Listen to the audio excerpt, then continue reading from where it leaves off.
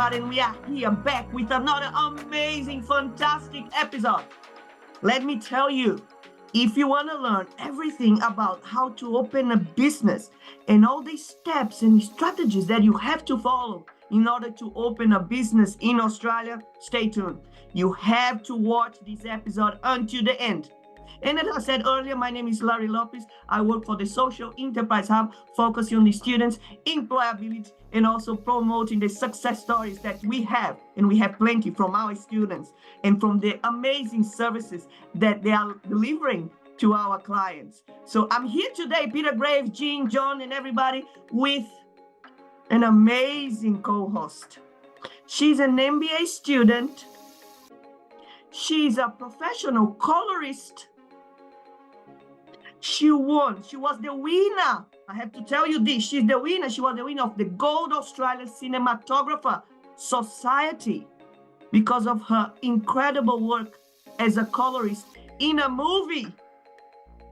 And she has a lot of knowledge in marketing as well. So she was giving me some amazing tips. Yes, Peter. I want to ask a question. I've got no idea what a colorist does. Sorry. Yes. Elnice, please, you have to share with us, yes? So everybody here with you, Elnice Cruz. Hi, Elnice. Hi, Larissa. I love the energy of your show. Hi, everyone. My name is Eunice, and happy to be here and happy to see you. And to answer Peter Graves' question, hi, Peter. A colorist is someone who does the color grading for a cinematographer. So anything that you see on screen, everything that you see on screen, we put color on it. So we put the life in what you see on screen. So basically that's it. And to also change what you mentioned earlier, it was a documentary for an Australian director, cinematographer, Simon Woods. It's really for that award. The award is for him. Yeah. All right, and I don't want to take over, Larissa, but does that make you good at colouring in books? Yeah. Well, coloring in books is just on paper, but we put life on what's on TV. But yeah, everything starts from a coloring book. I mean, that's where we all start. Isn't that amazing, Peter? When I was reading, I watched some of her videos as well, that she utilized her expertise to color them, and it was just incredible, just amazing. And she's also, I have to say that she's also the volunteer now this trimester of the Hub, the Social Enterprise Hub. She's working very closely with Dante for our client, Viva Future Red. And Dante told me, Larissa, she's doing incredibly well. Great leadership skills, great team working skills as well. So I would highly recommend you to be on your podcast. I said, please. When I spoke with Elnice, Peter, I said, yes, that's it. Please, you are the co-host. So, and also Elnice also is amazing, as an amazing speaker. So when I spoke with her, I said, yes, you are a real talent, Elnice. So she's going to be asking some questions to Peter and Raphael with me, and those questions are always aligned somehow to our students' interests and career goals when they participate here on our podcast episode. So Raphael, are you here with us? I am now. Amazing, Raphael, great. And also, everybody, we are here with our industry expert, with the principal consultant for the Planning Exchange, business coach. She has such amazing expertise. For example, brand development, metrics, awareness, revenue building, implementation of very efficient strategies for your business to grow, to excel in Australia. So she holds a master of policy, yes, Raphael, and applied research, as well as a bachelor of marketing. Oh my God, Raphael, I could spend the whole day talking about your profile. That's great. That's because I'm so old, Larissa. No, you are not. And I have to say, Raphael, Peter really admires your work, and thanks for being so loyal to us as well, in trusting the work that we do in the Hub. So we are very thankful to you as well. And I was reading as well in your profile, you are very passionate about mentoring and about doing volunteering work in order to make the world a better place, to contribute, to make an impact. Yes, for us to have a better society even. So thanks for I that. definitely owe the world that. So that is me giving back for a lot of the stuff that I've been very, very grateful to receive, in my career and in my life. So thank you very much. And thank you for having me today. Thank you. And I'm here as well with him, the Social Enterprise Hub Manager, Peter Graves. Peter Graves is very knowledgeable, has amazing expertise, incredible ideas. I'm very thankful and very proud to be part of his team. He used to have as well a consultancy business for many years, a very successful one. And that's why I have to say that I believe through these consultancy services, Peter Graves knows everybody in South Australia. So his network is just out of this world. Not true. Okay, Raphael, I'm going to start with you. Please do. Awesome. So, Raphael, when I was doing my research about your career journey, your profile, you have a big variety of skills, expertise. So, is there a particular thing that you enjoy doing the most? Oh, everything that you do. Within everything that you do, coaching, mentoring, working with social enterprises, marketing, brand awareness, brand development, is there anything particular and say, Larissa, I believe I'm very good at it, and that really fulfills my heart somehow? Well, there's all of those things, Larissa. What I really most enjoy at the moment is when people start something and they finish it and they've got exactly what they wanted to do and they're there. So for instance, sometimes with the people with disabilities who are starting up their enterprises, I get an enormous amount of warmth from someone that's been to a market for the first time and they made their first sale. Now it might only be $15 or $7 or something like that, but it is the first time they've ever sold something they've made, and it makes them feel so good. And they realize then that people value what it is that they do.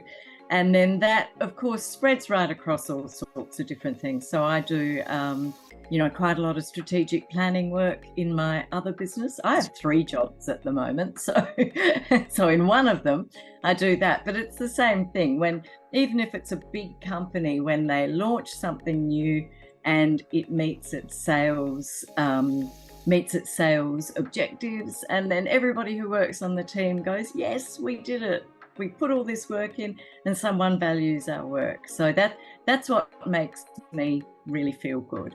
So it can be $15 or it can be $15 million, as long as it's, the reward that people get from the jobs they do.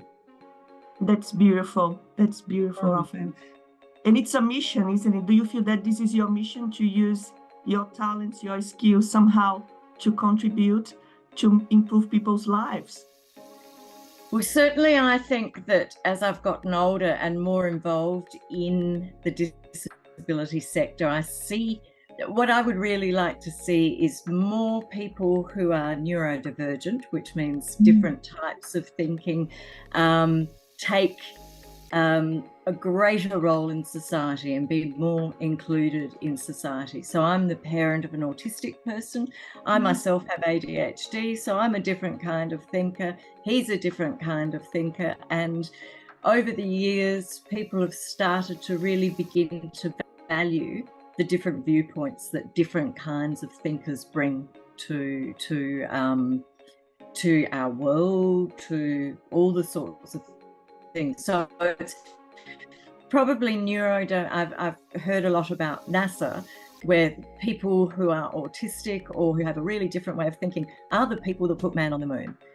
So it's, it's being able to value that type of thinking and then bring the most sort of reward and the best outcomes for everybody.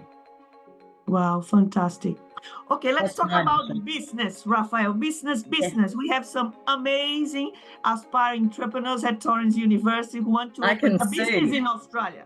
They are I've met studying, quite a but they are few of them. I'm visionaries. very excited. Yeah. Yes, Raphael, please, you are an expert. You are very successful. If we want to start a business now, Raphael, what are some of the steps or some of the things that we need to consider, that we need to research, that we need to ask ourselves before we even start registering the business or trying to get funds? Raphael, please. Yeah. So I always think of 5 things. The first one is, what is the problem you're going to solve with your business? So what is it that you can do that will make a difference? So you might be a plumber. You're going to solve the problem of leaky taps or blocked drains. You might be a scientist and the problem you'll solve is, or like a researcher, and the problem you solve will be sort of curing a disease. It can be anything. But if you have a problem, if you can solve someone's problem, they will give you money. That's the simplest way of talking, I think, about entrepreneurship. Second thing is to ask yourself, why do you want to do this? Why is it you that wants to do this? And get a job for the actually maybe they will solve it. Thirdly, I think is what resources and what skills can you bring, you and others around you. So it could be money, it could knowledge, it could be a family with a sort of all sorts of different skills that you can bring with you. The fourth thing, of course, is always what makes your business different from anyone else's. So if you are that plumber, what is it that makes you a better plumber than the plumber that lives next door to the person or something? And then the fifth thing, I think, having worked for myself for many, many years, is how passionate are you about it? Because starting up your own business can be hard, and it can take you away from the things you want to do on weekends or at nights. And it's very much a topsy-turvy journey. Even after all these years, I still suffer enormous stress thinking, oh no, I'm never going to make, whatever it is, the money I need this month to live on. And then I go, oh no, I've got too much work. I don't know how I'm going to do all this work. So it's those sorts of things. Does that answer anyone's question? Does anybody have any other things that they would add to that? Peter? Yeah, I was just going to say, my company used to own Australian Business Angels, which is an investor network where we would connect new ventures with people with money, high net worth individuals. And often you'd get the line, which is kind of consistent with what you've been saying, Raphael, I've got this idea that no one else has thought of, right? So I'm backing a winner here, right? Yep. But yeah, where's your research? Where's your homework to substantiate that what you're offering is different? There is a market for it. What your price point would be, what kind of working capital you're going to need for your venture, because the reality for a lot of startups is that they're actually more hobbies than businesses. People say they're in business, but in reality, ultimately a business is creating value beyond yourself. Yeah. So some people are very passionate about what they're doing, but you could be highly purposeful in what you're doing. And I think Raphael and I are kind of quite similar. I had, my company was commercial consulting for 20 years, but I got quite bored with it in the end, and wanted to do stuff that was more purposeful, right? So if you're looking at social enterprise, you've got to be really clear about understanding that need. Let's say it's something in the disability services area. Let's say it's housing, right? You've got to understand not only what that point of pain is, you also got to understand who else is playing in that space, because there's already lots and lots of people that would be looking at housing. What you've got to do is to work out what contribution and what's the service they're providing, and maybe what the gap is. Yeah, so you kind of need to understand the business ecosystem that you're going to be operating in, understand who's doing really good stuff, and how you can contribute something that's different. You know, if your point of difference is I'm dirt cheap, that's not necessarily a great strategy for building your business around. So, you know, I suppose for me, you've got to do your homework. We had some students in T3 last year, and we supported them with their cunning plan and idea, but we told them before they built their app, we wanted to actually help them build their business case. And guess what they did? Through the business case, they decided, no, we're not going to do that business anymore. We're going to do something over here, you know. So don't rush to do it. Rush to understand what's already happening in the space, and be able to substantiate it to yourself in the first instance, about that it is compelling and there is a market, there is an opportunity for what you want to do. And as Raphael said, the point of pain or the need that you're seeking to address. I love that, Peter. So building a business is also a matter of trial and error, right? So it's part of the process. And also you were mentioning that in Raphael too, that it's important to see the uniqueness of the product or the uniqueness of what you are trying to sell. So what would you recommend for the students to do in order to have this understanding?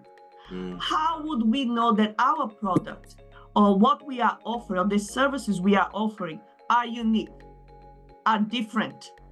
So is networking, is going online, is attending to some conferences. So how can we have this understanding, Peter, Raphael? Start, Peter? Yeah. When we talk to other people about this sort of thing, we do start with online, like go around. If you're one of the case studies we talk about in the Red Group is about lawn mowing, and there are lots and lots and lots of lawn mowing people around and lawn mowing services around, but is finding the real problem first of all, which is people want their lawns mowed, but there's other parts of a problem too, which is, for instance, older women living by themselves don't like strangers on their property.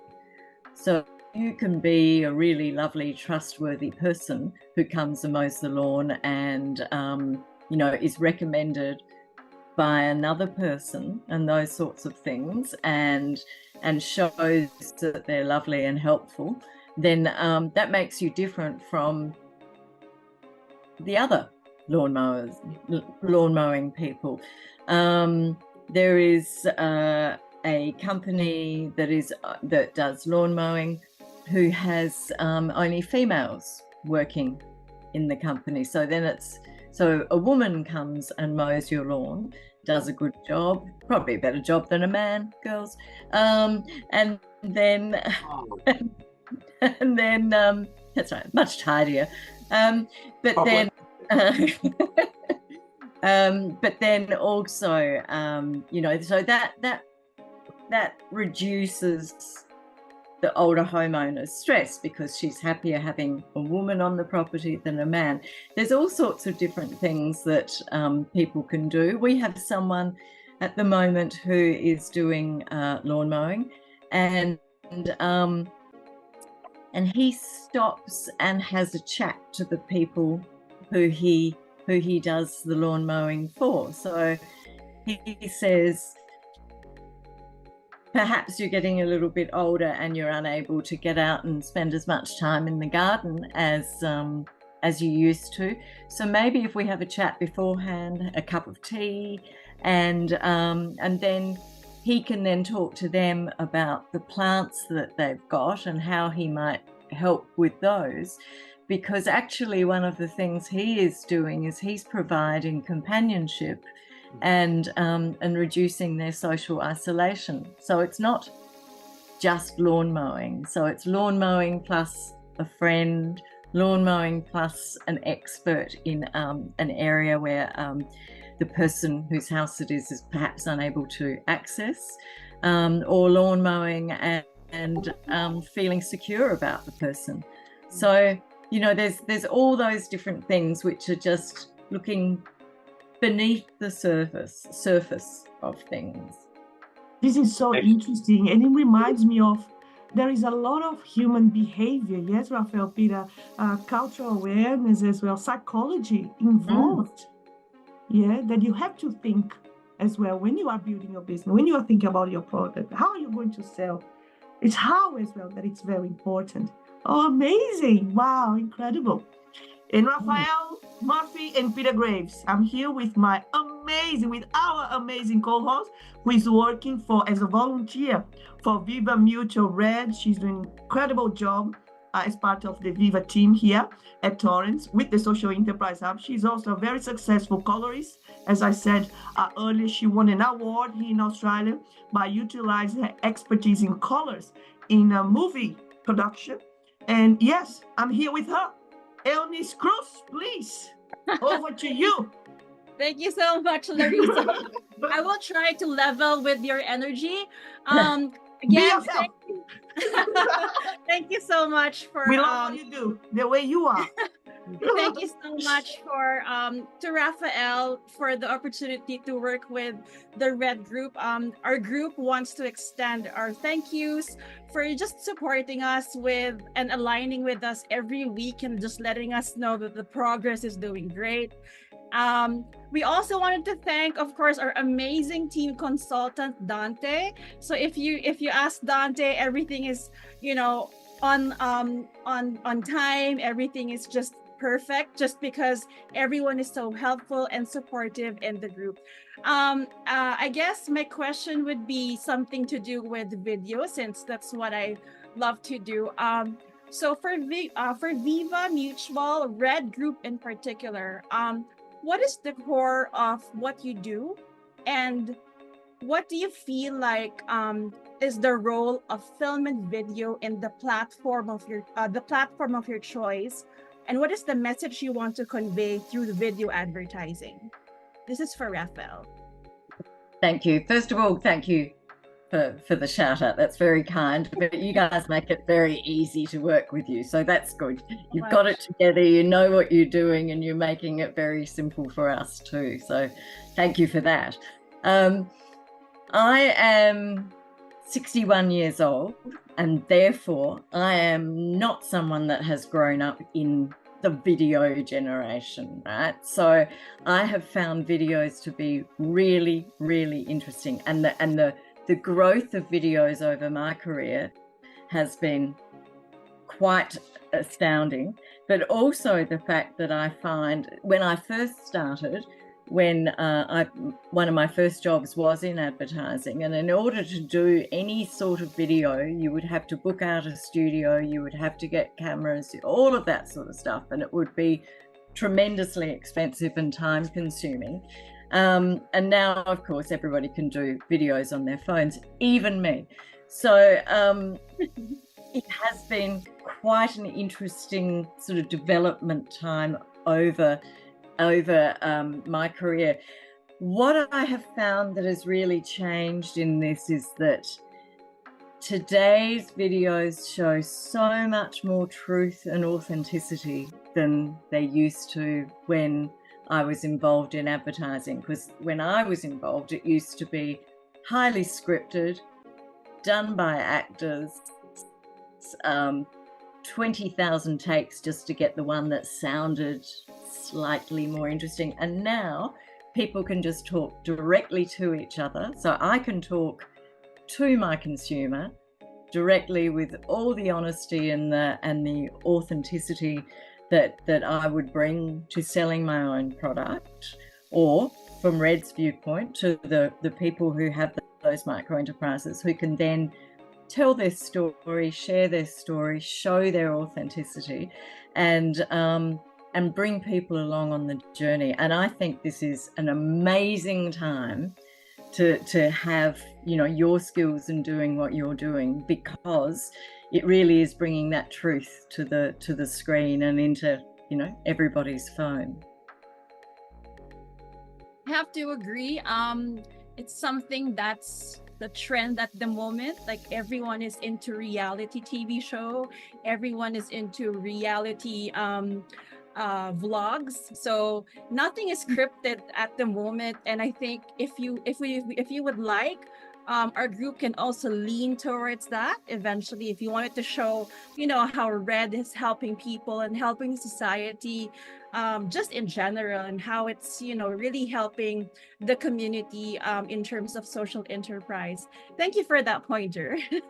No, I love it. I do a bit of work in aged care as well, and the main reason that people will choose a specific place for residential aged care is through word of mouth. It's either because your doctor recommends it or because someone you know has recommended it. So all the ads that all the aged care people are doing and that sort of stuff come right down here in terms of business building and that sort of thing. So videos are going to be able to be doing that soon, and soon we're going to have some absolutely delightful stuff, I'm sure, coming up with you know, our older Australians then starting to do their own videos, and I can't wait for that, because that's going to be really funny. Amazing. Yeah. My next question would be, so social enterprise, like the 6 P's of social enterprise is people, problem, plan, prioritize, prototype, and pursue if the product or service provide benefit to the people. I guess my question would be, what makes an effective social enterprise based on your experience?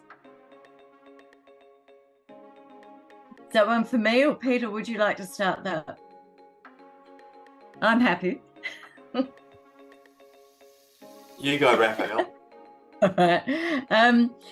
Just as I was walking over to start this today, I thought to myself, I wonder why I am such a fan of social enterprise. So as I was walking literally from the kitchen through 2 rooms, I found my social enterprise toilet paper, my social enterprise non-alcoholic beer, my social enterprise dog poo bags. I mean, like, my whole house is full of these things, and I think it's because, apart from the fact, I think it's because I work so hard for my money that I want it to work just as hard for me as well. So if I buy dog poo bags, I've got 2 dogs, but if I buy dog poo bags, I want the dog poo bags that not only do what they're supposed to do, but also do something else. So these ones, you know, give back to the environment, right? They're compostable dog poo bags that give back to the environment. So that's great. The toilet paper is an Indigenous corporation, and they also give back to the environment. And the Sobar, which is a non-alcoholic beer company, puts 50% of their profits into educating young Indigenous people about responsible use of alcohol. So, you know, they're all really good things. So that's what I think, you know, the social enterprise does for me. And it's when my values align with the enterprise that I'm very, very excited about that. So I don't necessarily donate at Christmas time, but I will buy local, I will buy social enterprises and those sorts of things. So that's my reason for social enterprises. Peter, did you want to talk more about the P's? Yeah, I'm not good at following script, and Larissa well knows that. But I think of one of the boards that I'm on, which they're sitting on a fair bit of money, but they've kind of actually, you can look at my profile and work out who this is, so I have to be a little bit careful what I say. But we're building a new strategy, which is increasing the commercial activity that enterprise is entering into in order to sustain the social impact or the social enterprise. So one of the key things that you're always balancing up, right? Raphael, that's great that you brought those products along, Raphael. If only I was that clever to remember to bring things like that. But see, you can be really good at selling the social impact and how this is changing people's lives, and whether it's homeless people, whether it's young kids lacking good education, whether it's First Nation people, whatever the cause may be. But you still got to make the numbers stack up, right? It's very much about building a sustainable enterprise. And I think the thing I do like about social enterprise is it's okay to make money, right? Historically, there's kind of two worlds you operated in. I operated in the commercial world, but my values, like Raphael's, kind of more aligned to social impact, right? The thing I like about social enterprise or social impact, purposeful, other jargon, purpose-driven enterprises, is you've got to bring both worlds together, right? At the end of the day, you exist because you are passionate about helping society or the environment or something, right? And you want to bring together like-minded people to be on your business journey or your enterprise journey, right? But you've got to be thinking behind the scenes. If you're wanting to do a startup, you've got to think, okay, this is little thing, it's called money. Like, I've got 10 grand saved up in my bank account for my new venture, but really, how long is that going to keep me going in my new business venture for? Good couple of weeks, maybe. Actually, that's been a bit extravagant, spending too much money on new client coffees or something like that. But what you've actually got to do is to understand that it's going to take some time to build this new venture. You've got to be really clear about, and this goes back to what we were saying earlier, you've got to be really clear about the impact we're trying to deliver, right? At the moment, the board that I'm on is focused on people who are disadvantaged in society. I think where we've got to get to as a board is agree on what is our big, hairy, audacious goal where we want to make a difference in people's lives. You know what I mean? So you can leave it broad and vague, right? But when you're setting up a new business, that's not going to help find your niche. You've got to work out where your niche is as an enterprise that supports what's already happening, but also is something that's a little bit different. And I love what you said about the lawn mowing. And often I would talk about the difference between what you're selling versus what someone is buying. Yeah. So everyone put their hand up if they own a BMW. No one. But I might own a car yard and it's full of BMWs. But who can I pick on? John, we haven't heard from you yet. If I'm owning a car yard with BMWs in it, right? What, as the purchaser, are you buying?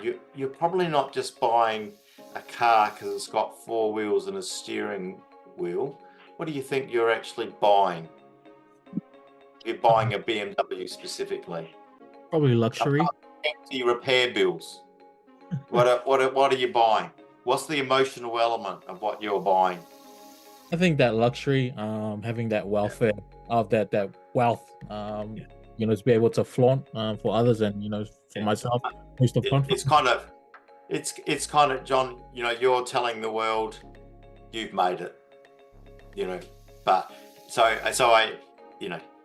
similarly, it's about what's the sentiment, the emotional response that you're trying to create in your consumer or your customer. And that's why I love that example, Raphael, that you talked about, because lots of people can mow a lawn, and you know, my rates and my business are quite affordable. But really, if you're an oldie, right, on your own, you love the opportunity to connect with your mower man or woman. Definitely. So, Charles Revson, who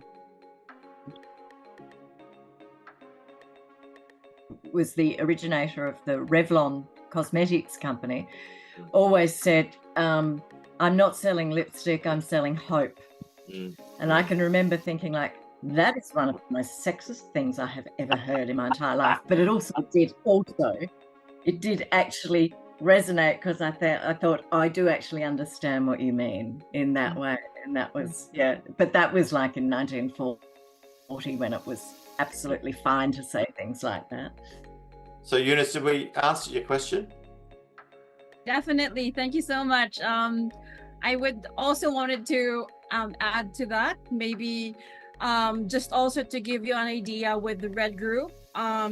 We are actually researching for what age group is interested in investing in social enterprise at the moment. So we're not just thinking about marketing, we're also thinking about, you know, the research part, which is the success of, you know, the Red Group, if ever. I mean, that's a crucial information that we wanted to gather first before we move to the marketing side of things, because you cannot sell something you know. And I guess, like, for the last question, I just have one last question. We were talking about video earlier and how we wanted to tap into that platform to be able to get the message out to people.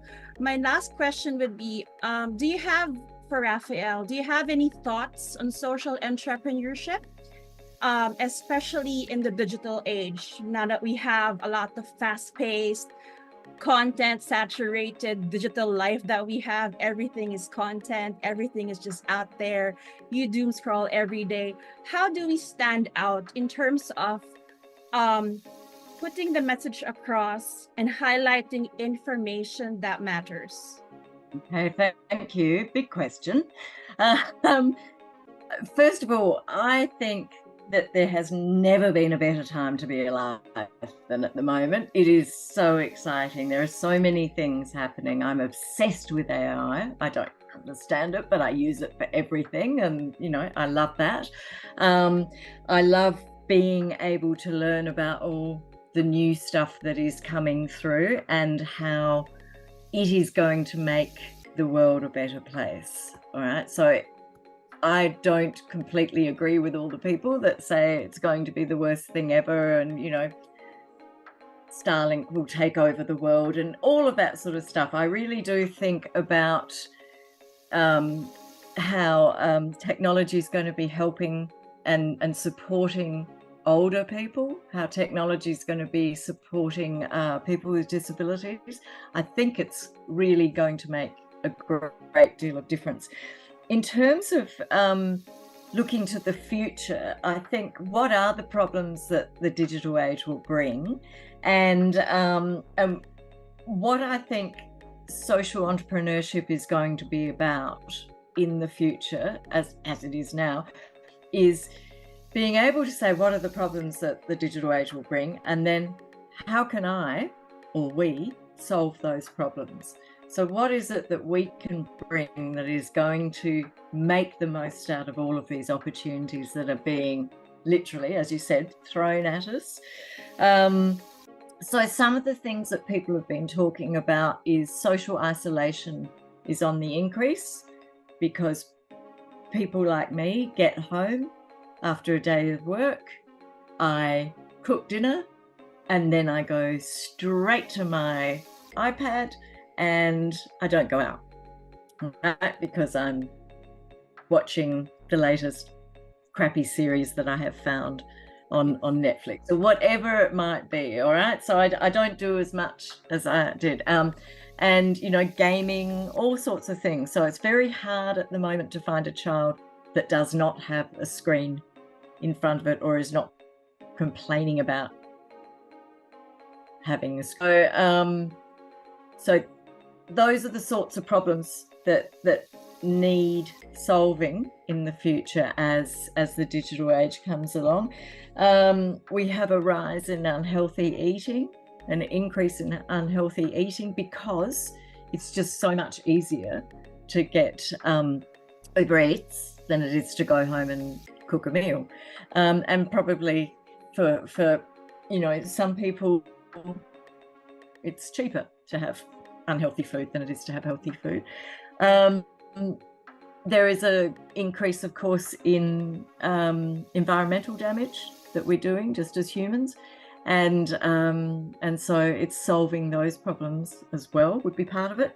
But if we can find solutions to the things that worry people, which is being relevant, then doing that in a sustainable way, then that's how you cut through. So if you find people who are really, really worried about the impact of plastic bags on marine animals, then you can cut right through all the noise, all the traffic, by being very, very relevant to them.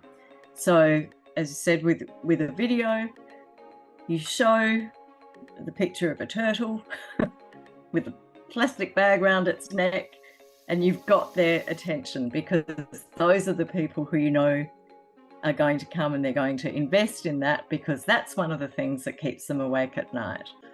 So it's about being relevant, and it's about knowing people's sort of touch points, the things that worry them, and then giving them the solution to that as well. Peter, what would you add to that? Yeah, I think consistent with what you're saying, Raphael, I think a lot of digital stuff needs to be around storytelling. Yeah. So the storytelling, to me, in part, is about, I suppose, the plight of that social issue. So we will use the UN Sustainable Development Goals for all our projects, and we map each project and the client against one of those. So there's 17 of them, and they're about homelessness, they're about nutrition, they're about education, they're about meaningful jobs, lots and lots of the climate stuff as well.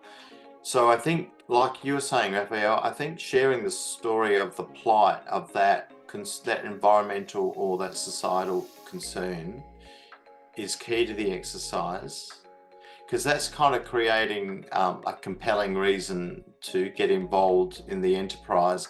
I think the other aspect of the storytelling is, you would have people that are involved in the enterprise in addressing that social issue, but you're also trying to build trust through the storytelling in you as an enterprise, right? So you've convinced me that the cause is really important, but who are you guys? And you're just a startup. Why would I give you money? So what you're trying to do through the storytelling is create a sense of presence of the enterprise and it being a serious player, right? Sometimes, so the storytelling is not you telling the story, it's those others that are involved in supporting you. Yeah.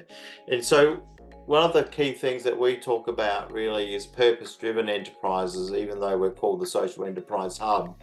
But increasingly, we want all sorts of individuals and all sorts of enterprises to be collectively caught up in addressing the burning issues of society and the environment. Yeah.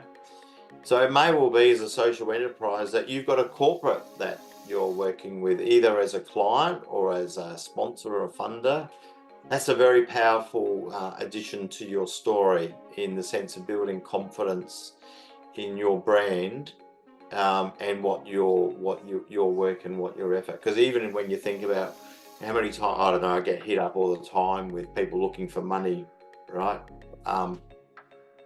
Are any of those causes lame causes? No, they're all really important ones. But how do you differentiate, between lots and lots of letters and envelopes you get around, can you help us with this or help us with that? So part of what you're trying to do is to create rich stories which make it a little jump for your customer or whoever you're trying to attract to your enterprise, a little jump for them to make to support what you're trying to do. You know, if they're taking a big jump, then that's highly risky and may well not relate to securing investment or a new partner. So what you're trying to do is to help your clients, those you're engaging, trying to help them to make little steps, because the leap of faith becomes small, not big anymore. Sorry for my daughter running across the back of the screen then. But, I have to agree with Peter.